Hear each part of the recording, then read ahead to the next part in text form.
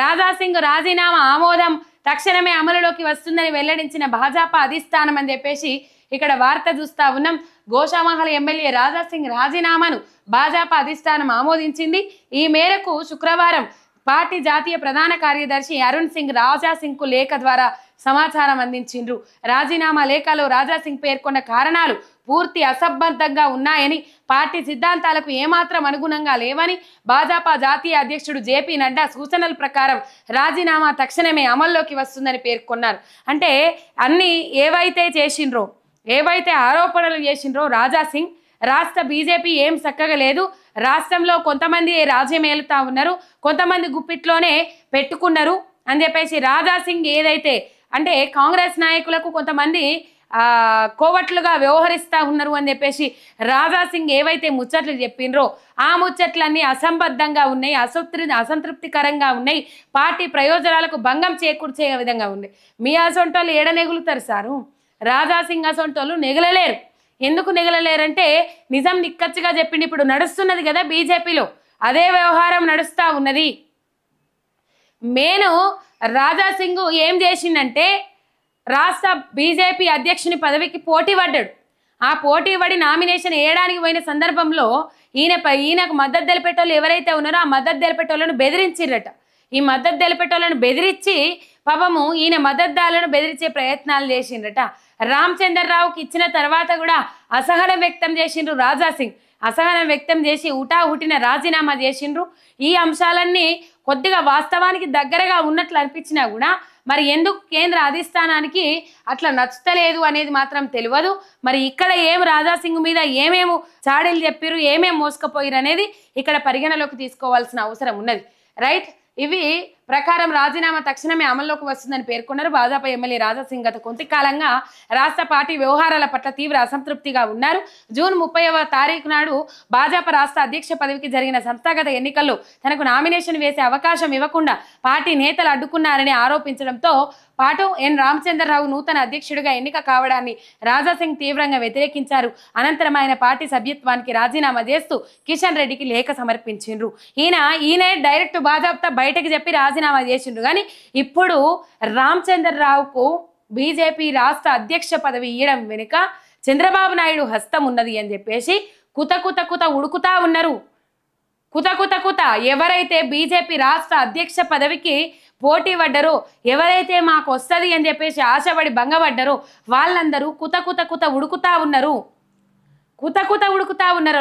లోపల రాజా సింగ్ అన్న బయటకు చెప్పి బయటపడ్డాడు భాజపా, కానీ కుత ఉడుకుతా ఉన్నారు లోపల. బీజేపీ అధ్యక్ష పదవి నాకు రాలేదని చెప్పేసి బాధపడ్డ వాళ్ళందరూ ఉడుకుతా ఉన్నారు. ఇలా బట్టి విక్రమార్క మాట్లాడుతూ ఉన్నారు. కొన్ని అంశాలు ఈ రామచంద్రరావును బీజేపీ రాష్ట్ర అధ్యక్ష పదవి నుంచి తొలగించాలి, తీసేయాలి అని చెప్పేసి. ఎందుకు తీసేయాలి, ఎందుకు తొలగించాలి అంటే 9.5 ఏళ్ల కింద కేసు మళ్ళీ ఓపెన్ చేస్తూ ఉన్నారు. అది ఆ కేసు ఏందనేది నేను పోతా ఉంటే చెప్తా మీకు. రైట్, ఇవి హైలైట్ అయినాయి. ఇదే ఇప్పుడే చెప్పుకుందాం మనము. భాజపా అధ్యక్ష పదవి నుంచి రామచంద్రరావును తొలగించాలి, రోహిత్ వేముల ఆత్మహత్యకు ఆయనే కారణం, ఆ పార్టీ నాయకత్వం దేశ ప్రజలకు క్షమాపణ చెప్పాలి, ఉప ముఖ్యమంత్రి బట్టి విక్రమార్క డిమాండ్. కర్ణాటక తరహాలో ఇక్కడ పవర్ షేరింగ్ వివాదం లేదని వ్యాఖ్య అని చెప్పేసి ఇక్కడ వార్త చూస్తా ఉన్నాం మనం. రైట్, రామచంద్రరావును తొలగించాలి బీజేపీ రాష్ట్ర అధ్యక్ష పదవి నుంచి అని చెప్పేసి ఈ మాట బట్టి విక్రమార్క అన్న తర్వాత బీజేపీ అధ్యక్షుల వారి పీఠం కోసం కొట్లాడుతున్న బీజేపీ నాయకులల్లా కళ్ళల్లా ఆనందం ఇట్లా జిగేలు మనొచ్చు ఒక్కసారి. ఎందుకంటే రోహిత్ వేములను కించపరిచింది అప్పటి ఎమ్మెల్సీగా ఉన్న రామచంద్రరావు అని చెప్పేసి ప్రధానంగా బట్టి విక్రమార్క ఆరోపిస్తా ఉన్నారు. అసలు ఈ రోహిత్ వేముల ఎవరు, రోహిత్ వేముల కేసు ఏంది అని మీకు అనుమానం రావచ్చు.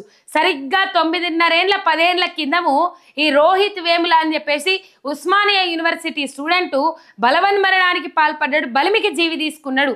ఎందుకు బలిమికి జీవి తీసుకున్నారు అని అంటే కులం పేరుతోని దూషించుండ్రు అని చెప్పేసి బలిమికి జీవి తీసుకున్నది ఈ రోహిత్ వేముల అన్న. రైట్, తర్వాత రాహుల్ గాంధీ కూడా వచ్చిండ్రు. ఈ అంశం పెద్ద రాజకీయ పరంగా చర్చ అయింది. ఈ కులం పేరుతోని ఎట్లా దూషిస్తారు, కులం పేరుతోని మతం పేరుతోని యూనివర్సిటీ వేదికగా రాజకీయాలు నడుచుడేంది, కులమతాలకు అతీతంగా చదువుకునే ఉస్మానియా యూనివర్సిటీ, 100 ఏళ్ల చరిత్ర కలిగిన ఉస్మానియా యూనివర్సిటీలో ఇట్లాంటికి తావు లేదని చెప్పేసి, ఇట్లాంటి వాటికి తావు లేదని చెప్పేసి నమ్మేటోళ్ళు కదా. మరి రోహిత్ వేములను ఎందుకు ఇంత కించపరిచిండ్రు, కులం పేరు చెప్పి ఎందుకు దూషించిండ్రు అని చెప్పేసి చాలా రాద్ధాంతమైంది ఆ మధ్య కాలంలో. ఆఖరికి దళితుడు కాదని చెప్పేసి సర్టిఫికేట్ ఇచ్చిరని చెప్పేసి కూడా వార్తలు వచ్చినాయి. ఈ రోహిత్ వేముల కేసు ఏదైతే ఉన్నదో మళ్ళా తెరిపిస్తాం అని చెప్పేసి బట్టి విక్రమార్క మాట్లాడిండ్రు.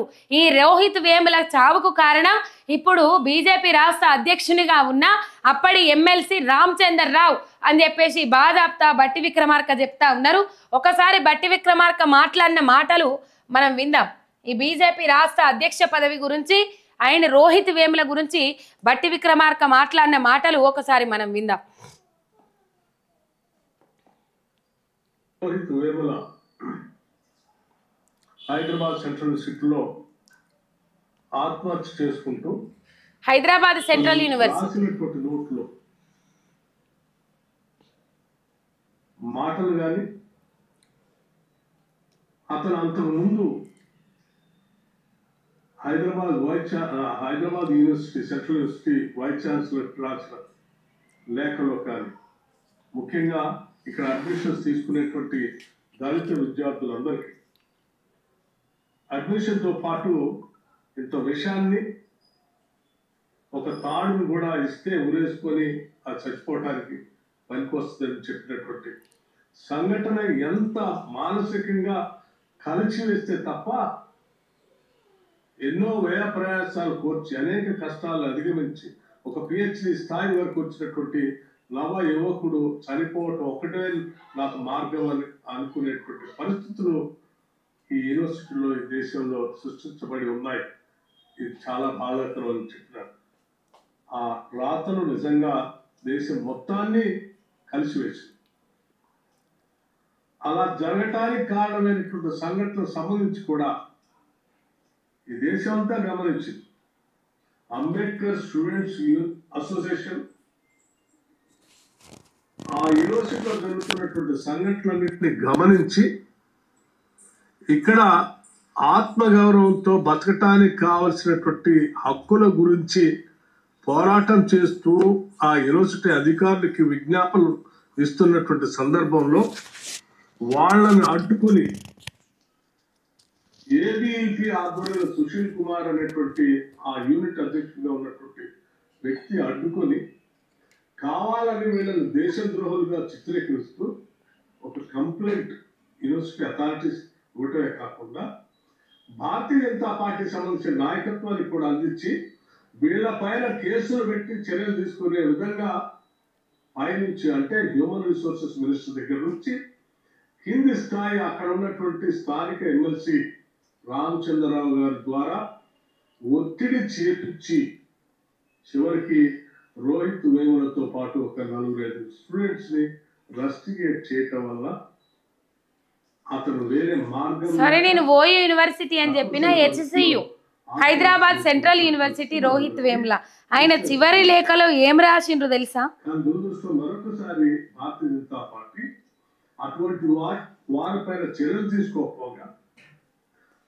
తీసుకోకపోగా అలా ఇబ్బంది పెట్టేటువంటి వ్యక్తులకి భారతదేశంలో మంచి ఉన్నతమైనటువంటి పదవులు ఇస్తామని చెప్పి ఈరోజు రామచంద్రరావు గారిని తెలంగాణ రాష్ట్రానికి భారతీయ జనతా పార్టీ అధ్యక్షుడిగా నియమించడం, ఆ సుశీల్ కుమార్ అనేటువంటి ఆ ఏబీఈపీ నాయకుడిని ఇక్కడ తీసుకొచ్చి అసిస్టెంట్ ప్రొఫెసర్గా నియమించడం అంటే, మీరు ఎవరెవరైతే దళితులను గిరిజనులు ఇబ్బంది పెడతారో టార్గెట్ చేసి వాళ్ళు మరణించే అంచుల దాకా తీసుకెళ్తారో వాళ్ళందరికీ మేము ప్రమోషన్ ఇస్తాం, లేకపోతే బాధ్యతలు ఇస్తాం, పదవులు ఇస్తామని చెప్పే విధంగా మేము చేసినటువంటి సంఘటనలో మేము భయపడుతున్నట్టుగానే ఈ భారతదేశంలో దళిత గిరిజనులు భయపడుతున్నట్టుగానే మరొకసారి ఆ భయాన్ని వాస్తవాన్ని మీరు నిరూపించినట్టయితే. రైట్. రోహిత్ వేముల ఏదైతే బలిమిగి జీవి తీసుకున్న ఘటన ఉన్నదో ఆ ఘటనను ఇప్పుడు బీజేపీ అధ్యక్షుడు బీజేపీ రాష్ట్ర అధ్యక్షుడు రామచంద్రరావుకు అంశాలు చెప్పుకుంటా వెంటనే రామచంద్రరావును బీజేపీ రాష్ట్ర అధ్యక్షుని పదవి నుంచి తొలగించాలని చెప్పేసి బట్టి విక్రమార్క చెప్తా ఉన్నారు. తొందరలోనే కేసు రీఓపెన్ చేపిస్తాం. మళ్ళా రోహిత్ వేముల చనిపోవడానికి గల కారణాలు ఏంది అని చెప్పేసి తీసుకొస్తాం, బయటకు తీసుకొస్తాం. రోహిత్ వేముల చట్టాన్ని కూడా తీసుకొస్తాం. ఇట్లాంటి యూనివర్సిటీలల్లో సమాన న్యాయంగా చదువుకునే యూనివర్సిటీలల్లో అసలు కుల వ్యవస్థ మత వ్యవస్థ ఎక్కడ ఉండకూడదు అనేది నా అభిప్రాయం. ఈ కులాలు మతాల కుంపటి ఒడవని ముచ్చట, ఈ కులం అనే ముచ్చట ఎవరు నోట్ల వరకు రానంత వరకు, ఈ కులం అంటే ఈ కులము అనే ముచ్చట నోట్లకు రానంత వరకు ఇది మంచిగానే ఉంటుంది. కులము ఒక్కసారి కులం అనే ప్రస్తావన వచ్చిందనుకో ఆ కథ కంచికే చేరుతుంది.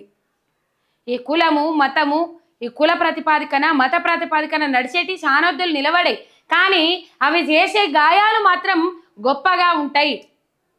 శానొద్దులు నిలబడే అని నేను చెప్పినా కానీ ఇప్పుడు నడుస్తున్న రాజకీయం అంతా అట్లనే ఉన్నదేమో అనిపిస్తూ ఉన్నది కొంతమంది రాజకీయ నాయకులను చూస్తూ ఉంటే.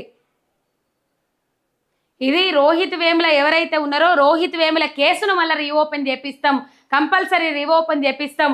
ఒక దళిత బిడ్డ చావుకు కారణమైన కులం పేరుతోని దూషించిన ఒక వ్యక్తిని ఇలా రాష్ట్ర అధ్యక్ష పదవి ఇచ్చి కూర్చోబెట్టిర్రు అని చెప్పేసి మాట్లాడుతూ ఉన్నారు బట్టి విక్రమార్క.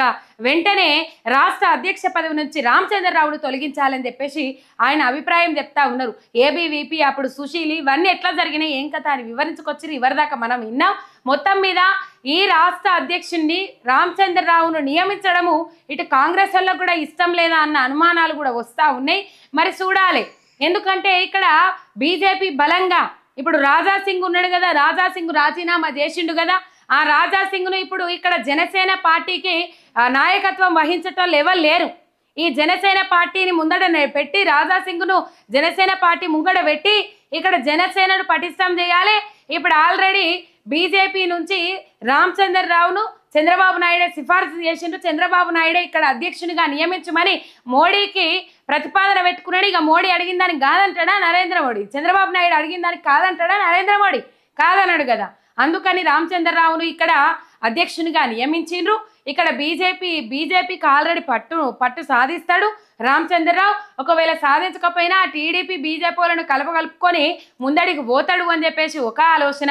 జనసేన ఏదైతే ఉన్నదో జనసేనకు రాజాసింగ్ను పెట్టేసి జనసేనతోని రాజాసింగ్ను నడిపించి ఇక్కడ రాబోయే జిహెచ్ఎంసీ ఎన్నికలలో టీడీపీ అయిన జనసేన కలిసి పోటీ చేయబోతున్నాయన్న అంశాలు కూడా తెర మీదకి వస్తూ ఉన్నాయి. తెలంగాణ ప్రజలారా, తెలంగాణ బిడ్డలారా, మీరు ఒకసారి ఆలోచన చెయ్యాలి. ఎవరైతే తెలంగాణ రాష్ట్రాన్ని కోసబెట్టిర్రో, ఎవరైతే తెలంగాణ రాష్ట్రాన్ని ఆగం చేసిర్రో, ఎవరైతే తెలంగాణ రాష్ట్రం ఒక కరువు ప్రాంతంగా ఉండాలి అని చెప్పేసి కలలు కన్నారో ఆ కలల సౌధాలు నెరవేర్చబడలేదు, ఆ కలల సౌధాలు కట్టుకోలేదు పోయిన 10 ఏళ్లల్లా. ఇప్పుడు మిగిలిపోయిన కలలను నెరవేర్చుకోవడం కోసం తెలంగాణ రాష్ట్రంలో మళ్ళీ అడుగు పెడతా ఉన్నారు. తెలంగాణ అస్తిత్వం మీద దెబ్బకొట్టే ప్రయత్నం చేస్తూ ఉన్నారు. మనకు తెలంగాణ ఏర్పడ్డది కానీ మన పాలనలో మనోళ్ళు మనల్ని పాలిస్తున్న సందర్భంలో పరాయోళ్ళు వచ్చి మన మీద పెత్తనం చేస్తూ ఉన్నారు. పాలకులు మంచోళ్ళు అయితే పరాయోళ్ళు వచ్చి ఎందుకు పెత్తనం చేస్తారోళ్ళ? ఇలా పాలకులు మంచోళ్ళు కాక పాలకులు అడుగులకు మడుగులు వచ్చుతున్నారు కాబట్టే ఇలా మళ్ళీ తెలంగాణ రాష్ట్రాన్ని ఆగం చేయాలని చూస్తున్నారు. ఇది వాస్తవమైన ముచ్చట అని చెప్పేసి తెలంగాణ జనం మాట్లాడుకుంటా ఉన్నారు.